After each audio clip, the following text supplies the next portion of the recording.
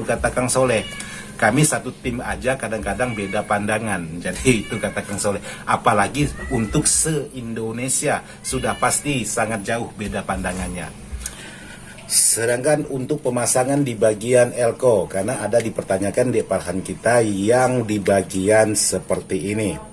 Ingin menggunakan LED-nya yang lebih terang, ukuran yang 3 mili atau 5 mili di bagian LED-nya, itu Dek Farhan bisa memasang R. Untuk diodanya pun demikian juga. Di sini juga ada tulisan, ada min, ada plus. Tapi Om, untuk di bagian PCB atau kit drivernya ini tertulis 80 volt. Apakah bisa kurang atau lebih?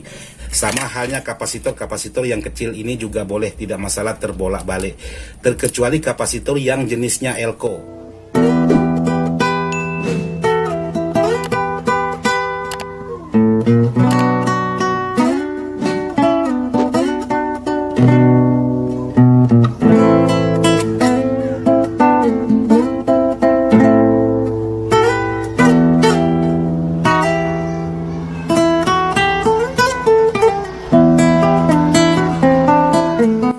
Assalamualaikum warahmatullahi wabarakatuh, sahabat-sahabat dimana saja berada tanpa terkecuali, yang tidak bisa saya sebutkan satu persatu, maupun sahabat-sahabat yang satu hobi ataupun sahabat-sahabat yang berbeda hobi tapi sudah masuk atau sudah menyaksikan video-video saya dan sudah subscribe di channel Ismail Dadang ini. Jadi hari ini saya ingin membuatkan sebuah video untuk adik Farhan. Adik Farhan ini umurnya kurang lebih 13 tahun, tapi dia hobi, katanya dia hobi merakit sebuah power karena terinspirasi di video-videonya saya. Jadi terima kasih buat adik Farhan. Saya ucapkan sudah menyaksikan video-video saya dan bisa menjadi inspirasi dirinya adik Farhan sendiri. Jadi untuk merakit sebuah power, karena power atau barang elektronik ini boleh dikatakan ilmunya ilmu pasti. Jadi yang pasti buat sahabat-sahabat yang ingin merakit power, terutama fasilitas untuk merakit power juga harus ada. Contohnya aja kalau kita mau bekerja di bidang semen, otomatis kita persiapkan alat-alat untuk menyemen. Tapi kalau kita tidak menyiapkan alat-alat untuk menyemen, ya udah, apalagi di bidang power. Kalau kita tidak menyiapkan barang-barang atau alat-alat untuk menyoder dan lain sebagainya, itu kemungkinan agak sedikit kita pahami. Intinya adakan dulu barangnya, baru kita boleh coba-coba merakit. Tapi kalau semuanya serba minjam, semuanya serba numpang, sebaiknya jangan dulu, dipending dulu, atau dikit-dikit minta modal lah sama ayah untuk memenuhi keinginan atau memenuhi kemauan Dek Farhan. Jadi seperti itu, terutama di bagian avometer atau multitester seperti ini, Dek Farhan harus ada, minimal kalau tidak ada yang digital analog seperti ini juga tidak masalah. Karena intinya untuk Dek Farhan, ilmu di bidang elektronik ini ilmunya pasti. Mengapa saya menyebut ilmu pasti untuk di bidang elektronik? Contohnya aja seperti ini. Kalau untuk di bagian, katakanlah di bagian kit driver, mengapa saya menyebut untuk di ilmu di bidang elektronik ini ilmunya pasti? Kalau salah sedikit saja pemasangan di bagian kit drivernya ini, otomatis sudah pasti dia terbakar atau short. Demikian juga di bagian transistor. Kalau sedikit saja ada melakukan kesalahan, otomatis sudah bisa dipastikan dia juga ikut bermasalah. Bisa-bisa short, bisa-bisa kebakar, atau bisa-bisa dia putus untuk di bagian jalur di dalam transistor ini. Karena sedikit saja terhubung antara jalur satu dengan yang lainnya, sudah bisa dipastikan itu tidak akan bisa sempurna. Bahkan sudah bisa dipastikan juga barang ini ada yang bermasalah. Kalau memang ada sedikit saja melakukan kesalahan, maka ilmu elektronik ini ilmunya pasti.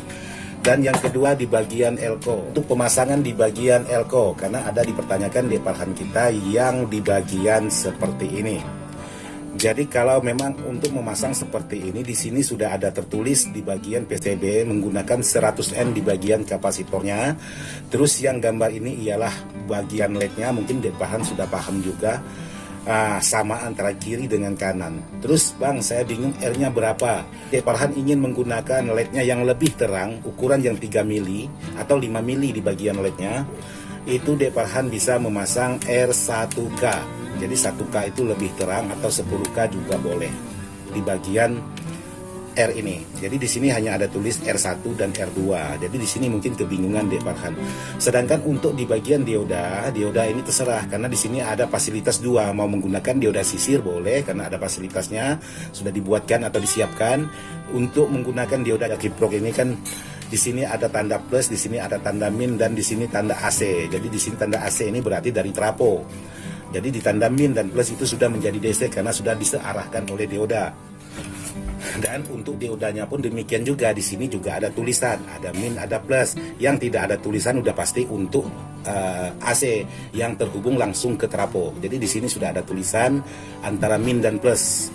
Jadi yang tidak ada tulisan seperti ini sudah pasti kabel yang menuju ke bagian tegangan trapo, semisal 24 volt atau 30 volt dan seterusnya. Jadi di sini kalau menggunakan dioda sisir, untuk di bagian plusnya yaitu dioda sisir ada mengasih tanda seperti ini. Jadi ada tekuan sedikit untuk di bagian plus. Nah, otomatis sahabat atau Dek Farhan pasang ke bagian yang plus. Jadi untuk pemasangan semuanya kalau menggunakan PCB yang sudah jadi kita beli di pasar itu semuanya sudah tertulis, semuanya sudah tergambar. Jadi tinggal kita mengikuti, jangan kita bereksperimen sendiri tapi melanggar ketentuan dari PCB. Boleh kita bereksperimen, katakanlah yang plus kita putar balik ke min tapi elko-nya harus kita putar balik semua juga. Jadi kalau kita melanggar ketentuan dari pemasangan yang tertera, terus salah satu saja yang tertukar atau terbalik, karena ilmunya pasti sudah bisa dipastikan juga ada yang bermasalah salah satunya di antara yang kita pasang. Jadi untuk pemasangan di bagian elko saya rasa Dek Farhan kemungkinan sudah paham juga. Jadi ilmunya harus pasti. Kalau salah memasang elko atau terbalik sudah pasti dia bisa pecah atau bisa terangkat di bagian atas ataupun bawah. Jadi untuk di bagian elko ini. Jadi untuk pemasangan elko karena di sini sudah ada gambarannya. Ini ada putih sementara di sini hanya garis putih. Nah, di sini Dek Farhan bisa perhatikan kemungkinan Dek Farhan juga sudah paham untuk barang seperti ini. Dan di elko-nya juga ada tanda seperti ini. Ini tandanya min untuk di bagian garis putih ini, dan di bagian yang putih ini juga min, sementara yang garis putih ini untuk di bagian plus. Karena dia menggunakan trapo CT bisa jadi seperti ini pemasangannya, karena ini sistemnya seperti di seri tapi di paralel. Jadi cara pasangnya seperti ini, jadi tandanya seperti ini. Ikuti aja petunjuk untuk di bagian PCB ini, sudah tidak diragukan lagi kalau memang menggunakan PCB yang sama. Tapi kalau Dek Farhan menggunakan PCB yang berbeda atau buatan sendiri ya harus pandai-pandai, karena yang paham itu hanya Dek Farhan. Kalau saya tidak bisa menjelaskan atau mengasih tahu kalau memang menggunakan PCB buatan sendiri. Terus untuk di bagian PCB, Bang, saya ingin memotong, apakah bisa dipotong? Ini bisa dipotong 2, bisa dipotong 4. Jadi motong untuk sebuah perangkat atau papan PCB seperti ini jangan menggunakan gunting. Ini jangan menggunakan gunting. Kenapa saya melarang untuk menggunakan gunting? Jadi saya praktekkan seperti ini. Kalau menggunakan gunting otomatis hanya bisa dipakai satu sisi aja, sementara satu sisinya itu agak sedikit rusak di bagian pinggirannya. Contohnya seperti ini. Nah, jadi dia ada pecahan-pecahan untuk di bagian pinggiran yang satunya. Seperti ini. Jadi sebelahnya ini normal, bagus, sesuai dengan yang kita atur gunting. Tapi yang satunya ini otomatis sudah tidak bisa terpakai. Jadi ada baiknya buat sahabat-sahabat atau Dek Farhan menggunakan cutter aja. Jadi cutter itu bisa ditorehkan posisinya seperti ini. Jadi satu permukaan, setelah itu di permukaan belakang lagi. Nah, seperti ini. Jadi harus di depan dan belakang. Harus kita torehkan mata pisaunya. Seperti ini, depan belakang, itu tinggal dipatahkan. Maka hasilnya lebih rapi daripada menggunakan gunting. Dan mengikuti sesuai apa yang sudah kita toreh di bagian PCB ini. Tapi kalau menggunakan gunting ya seperti ini, hasilnya itu pecah-pecah di bagian sisi satunya. Alhasilnya kalau menggunakan PCB seperti ini, yang semestinya kiri kanan kita bisa pakai, hanya bisa satu sisi yang bisa kita pakai atau rapi. Jadi satu sisinya harus kita rapikan ulang karena dia sudah pasti retak-retak pecah kalau menggunakan gunting. Jadi di sini untuk jalur yang kita buat ya seperti ini. Ada berapa jalur di sini? 1, 2, 3, 4, 5 jalur. Masing-masing tidak boleh terhubung antara satu dengan yang lainnya. Waktu jalur kosongnya sebelum kita masukkan di bagian jalur ke bagian kit draper ini. Karena kenapa? Kalau sedikit saja melakukan kesalahan, bisa jadi transistor ini bisa rusak, atau salah satunya di antara sini bisa menyebabkan bermasalah, atau bisa jadi ini yang ikut bermasalah karena ilmunya pasti sedikit saja melakukan kesalahan sudah bisa dipastikan untuk di bagian tegangan atau di bagian perangkat atau komponen pas sudah bisa dipastikan ikut bermasalah. Tapi Om, untuk di bagian PCB atau kit drapernya ini tertulis 80 volt. Apakah bisa kurang atau lebih? Bisa. Jadi bisa menggunakan 24 volt dari trafo, 32 volt dari trafo bisa. Jadi untuk di bagian tegangan bisa dikurangi, bisa dilebihkan. Mengapa bisa begitu, bisa dikurangi dan dilebihkan? Kalau memang menggunakan 2EC 5200 dan setannya ini menggunakan yang bagus, kalau memang transistor tersebut bisa menghandle tegangan katakanlah 90 volt, boleh dipasang tegangan 90 volt. Tapi 90 volt itu bukan dari trafo, kemungkinan 90 volt itu setelah dari elko ini. Jadi dari trafo itu kemungkinan 80 atau 70 lebih voltnya. Jadi setelah melewati PSU ini baru menjadi kurang lebih 88 atau 90 volt. Tapi kalau memang menggunakan transistor yang berkualitas tinggi, bisa menggunakan tegangan lebih dari 80 volt atau 90 volt, boleh dipasangi tegangan sampai 90 volt. Intinya pastikan dulu dari transistor ini. Karena banyak dipertanyakan oleh sahabat-sahabat, dan apakah untuk kit draper yang saya beli bisa menggunakan tegangan tinggi atau tegangan besar atau tegangan lebih dari di atas 50 volt. Yaitu tadi tergantung dari transistornya lagi, tergantung dari kualitas transistornya lagi. Kalau menggunakan Toshiba, karena untuk merek transistor atau jenis transistor seperti ini sangat banyak sekali jenisnya. Ada hanya mampu tegangan 42, ada hanya mampu tegangan 30 lebih, dan ada hanya mampu tegangan sampai 90 volt. Nah, itu yang harus kita pastikan dulu di saat kita membeli transistor ini. Yang lebih parah lagi kalau menggunakan transistor campur-campur. Katakanlah sebagian ada yang baru, sebagian ada copotan. Nah, yang copotan ini kita tidak tahu kualitasnya, apakah bisa tegangan tinggi atau tidak. Itu yang bisa menyebabkan kegagalan dalam sebuah perakitan. Tapi kalau memang semuanya barang baru, produk baru, dan kita sudah bisa memastikan itu bisa dihandle tegangan besar, ya aman, tidak masalah. Dan yang sering jadi masalah itu campuran, sebagian copotan, sebagian baru. Jadi yang permasalahan itu yang copotan, karena tidak tahu kualitas yang copotan. Itu aja. Jadi untuk di bagian kit draper bebas, mau menggunakan apa saja boleh. Mau menggunakan ada tertulis tegangan 24 garis miring 32. Kalau memang transistornya ini bagus, sudah pasti ini ngikut, pasti mampu juga. Karena yang menyebabkan terbakarnya di bagian kit draper itu biasanya diawali dari transistor finalnya ini dulu. Ini salah satu bermasalah, lalu ikutlah di sini juga masalah. Tapi kalau memang kit drapernya menggunakan komponen-komponen yang kurang bagus juga bisa, ini tidak bermasalah, tapi komponennya ini yang bermasalah karena menggunakan komponen-komponen yang berkualitas rendah, tidak bisa menghandle tegangan-tegangan besar. Saran saya ada baiknya membeli kit draper yang sudah terpercaya untuk di bagian kualitas-kualitas tegangan, kualitas-kualitas komponen. Jadi tidak diragukan lagi. Dan buat sahabat-sahabat atau deparhan, kalau memang benar-benar baru pemula atau ingin coba-coba merakit, jangan dimodif dulu, jangan apa-apakan dulu, karena setiap barang yang sudah beredar di pasaran itu sudah pasti sudah dites dulu dari pabriknya baru diedarkan. Kebanyakan sahabat-sahabat itu ingin memodif di bagian kit draper tapi di luar ketentuan kit draper. Itu yang bisa menyebabkan kegagalan dalam sebuah perakitan. Demikian juga untuk di bagian PSU ini. PSU ini perhatikan betul-betul di bagian volt, karena elko sangat banyak sekali tipe-tipe, banyak sekali jenis. Ada yang mampu untuk tegangan besar, ada yang mampu untuk tegangan kecil. Yang jadi masalah kalau memang sahabat salah beli di bagian elko, katakanlah elko untuk tegangan kecil, tapi kepengen dihandle menggunakan tegangan besar dari trafo, saya rasa elkonya yang tidak mampu, karena elko ini ilmunya pasti juga. Kalau memang sudah melanggar ketentuan dari elko, sudah pasti dia pecah atau lain sebagainya. Untuk di bagian elko.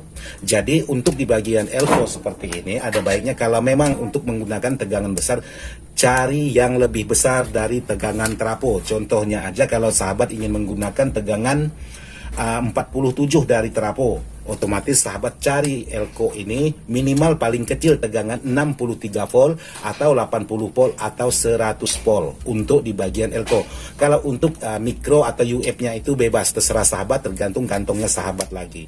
Yang pastinya cari tegangan untuk di bagian elko lebih besar dari tegangan yang mau kita pasang. Jadi seperti itu tadi, kalau sahabat ingin memasang 70 volt dari trafo, otomatis sahabat cari elko-nya yang 100 volt, karena di sini sudah ada tertulis untuk di bagian voltnya. Dan harus juga dipastikan untuk kualitas elko-nya. Kalau memang elko-nya itu walaupun tertulis 100 volt tapi elko-nya itu kualitasnya kurang bagus, bukan berarti tidak bisa kita gunakan. Bisa, tapi bisa menyebabkan suara berdengung.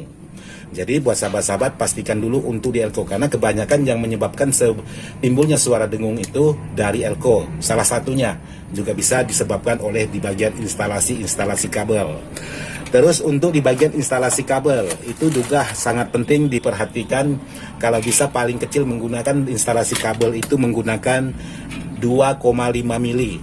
2,5 mili itu kabelnya kabel serabut, jangan kabel tunggal. Karena kabel tunggal kalau kita pasangkan terus kita gerakkan bisa menyebabkan itu di bagian jalur PCB ini bisa lepas, karena kabel tunggal itu sangat keras sekali kalau untuk di bagian perangkat-perangkat elektronik. Jadi saran saya ada baiknya menggunakan paling kecil itu 1,5 atau 2,5 mili untuk mendapatkan hasil yang lebih bagus. Terus untuk di bagian LED, boleh sahabat menggunakan 3 mili seperti ini, juga boleh menggunakan LED 5 mili seperti ini. Karena ini ketentuan voltnya ini 3 volt aja, tidak boleh lebih pasti terbakar. Jadi sahabat atau Dek Farhan bisa menyambungkan R1K di bagian yang plus. Nah, yang mana bagian plus? Yang di bagian plus ialah di bagian kaki yang panjang, karena di sini ada panjang dan pendek untuk di bagian kaki. Yang panjang sudah pasti plus, yang pendek sudah pasti min. Jadi buat sahabat-sahabat yang memasang ragu mana min dan mana plus, pendek ialah kaki yang min, sementara yang panjang kakinya yang plus. Jadi untuk sebuah LED ini untuk di bagian min plusnya sudah ada tanda di bagian kaki. Jadi seperti ini. Demikian juga elko, ada tandanya. Untuk di bagian kaki juga di bagian fisik. Contohnya seperti ini. Elko yang baru itu kakinya panjang sebelah, pendek sebelah. Nah seperti ini, lihat enggak nih. Nah ini. Jadi sudah dipastikan yang pendek ini min, yang panjang ini plus. Jadi untuk elko dan LED itu sama. Jadi untuk penyambungan R sebagai penghambat itu tadi bisa menggunakan 1K atau 10K. 10K itu kurang terang, 1K itu cukup terang. Jadi tinggal pilih mau menggunakan 1K dan 10K, tinggal pilih. Cara sambungnya bebas. Mau disambung ke plus boleh, sambung ke min boleh. Yang penting hubungkan yang plus tetap ke plus, yang min tetap ke min. Dihambat di bagian min juga boleh, dihambat di bagian plus juga boleh. Yang penting jangan terbalik aja di bagian tegangan, sudah dipastikan tidak nyala. Untuk di bagian LED. Jadi seperti itu buat teman-teman ataupun buat Dek Farhan. Sementara untuk di bagian R, karena dipertanyakan juga, untuk di bagian R seperti ini atau RR yang lainnya, itu diputar balik itu tidak masalah. Diputar balik kemana aja boleh. Boleh dipasang begini boleh, asal dengan jalur ketentuan. Maksudnya asal dengan jalur yang benar, seperti itu. Ingin menghasilkan kualitas yang bagus, disamaratakan aja. Misalnya di sini 5 watt, sama kan 5 watt posisinya arahnya ke sini semua. Jadi supaya wah ini betul-betul orangnya telaten kerja, karena 5 wattnya satu jejer. Tapi kalau memang mau zigzag seperti ini kemana-kemana juga boleh. Yang penting lawan jalurnya jangan salah, itu aja. Jadi buat R itu bebas, mau diputar balik juga tidak masalah, aman. Untuk selanjutnya untuk di bagian kapasitor. Kapasitor dipasang bolak-balik tidak masalah juga, bebas. Jadi mau ketukar ke sini atau ke sini tidak masalah. Atau mau sama rata, katakanlah seperti ini dipasang, mau tulisan ke posisinya ke arah sini semua boleh. Atau satunya arah ke sini, satunya arah ke sini juga tidak masalah. Jadi bebas pasangannya bolak-balik. Sama halnya kapasitor yang kecil ini juga boleh, tidak masalah terbolak-balik. Terkecuali kapasitor yang jenisnya elko. Jenisnya elko itu tidak boleh terbalik, karena elko itu juga jenisnya kapasitor, tapi dia ada nilai min plusnya. Tapi kalau kapasitor nano seperti ini, saya rasa tidak masalah untuk dibolak-balik. Untuk yang selanjutnya, saya ingin menjelaskan tentang multitester. Jadi di sini ada multitester saya. Jadi kebanyakan sahabat-sahabat itu ketipu oleh multitester ini. Jadi di sini untuk memastikan multitester kita atau apometer kita masih normal atau tidaknya, sahabat bisa mengetes seperti ini. Pisahkan dua jarum multi dengan cara dipegang cara bersamaan. Jadi sahabat pastikan untuk di bagian jarum multi itu di saat kita pegang seperti ini tidak ada pergerakan di bagian jarum multi. Nah, kalau memang ada pergerakan seperti multi saya ini, ini artinya multi ini sudah tidak beres di salah satu kali. Contohnya kali satu saya, itu sudah tidak beres karena sudah ada pergerakan. Kalaupun kita ingin mengukur di bagian komponen, itu harus kita copot dulu dari PCB baru bisa bekerja atau baru bisa sebenar-benarnya. Tapi kalau tidak, otomatis kita keliru karena multi kita yang mengelirukan, karena ini sudah tidak normal di bagian kali satu. Jadi saya pegang seperti ini aja dia sudah bermasalah. Kalau dia yang masih normal, contohnya yang kali 10 saya ini saya pegang seperti ini dengan cara yang sama, itu tidak ada pergerakan.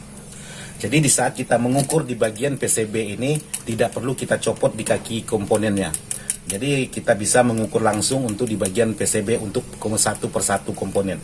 Otomatis hasilnya masih normal atau masih pilot atau masih benar seperti itu.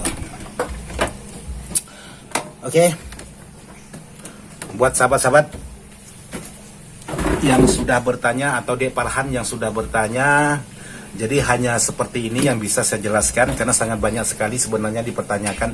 Tapi Dek Farhan kita yang umur 13 tahun ini ingin coba merakit power karena terinspirasi dari saya. Jadi seperti itulah, banyak sedikitnya. Dan mohon maaf buat sahabat-sahabat yang sudah senior, video ini saya buat bukan untuk menggurui. Mohon maaf betul-betul, saya tidak maksud hati ingin menggurui sahabat-sahabat. Tapi saya ingin membuatkan untuk di bagian Dek Farhan yang sudah bertanya di bagian video-video saya untuk cara pasang dan menggunakan komponen-komponen apa. Jadi seperti ini aja yang bisa saya jelaskan sesuai yang saya pahami. Untuk lebih kurangnya mungkin Dek Farhan bisa tanyakan ini dengan senior-senior kita yang di luar sana untuk bagaimana dan bagaimananya. Karena kenapa? Beda orang itu pasti beda pengalaman. Jadi beda orang beda pandangan, beda orang beda pendapat. Betul kata Kang Soleh. Kami satu tim aja kadang-kadang beda pandangan. Jadi itu kata Kang Soleh. Apalagi untuk se-Indonesia sudah pasti sangat jauh beda pandangannya. Oke, buat sahabat-sahabat, semoga video ini bisa bermanfaat. Sekian dan terima kasih. Wassalamualaikum warahmatullahi wabarakatuh. Dengan senior-senior kita yang di luar sana untuk bagaimana dan bagaimananya. Karena kenapa? Beda orang itu pasti beda pengalaman. Jadi beda orang beda pandangan, beda orang beda pendapat. Betul kata Kang Soleh. Kami satu tim aja kadang-kadang beda pandangan. Jadi itu kata Kang Soleh. Apalagi untuk se-Indonesia sudah pasti sangat jauh beda pandangannya. Oke, buat sahabat-sahabat, semoga video ini bisa bermanfaat. Sekian dan terima kasih. Wassalamualaikum warahmatullahi wabarakatuh.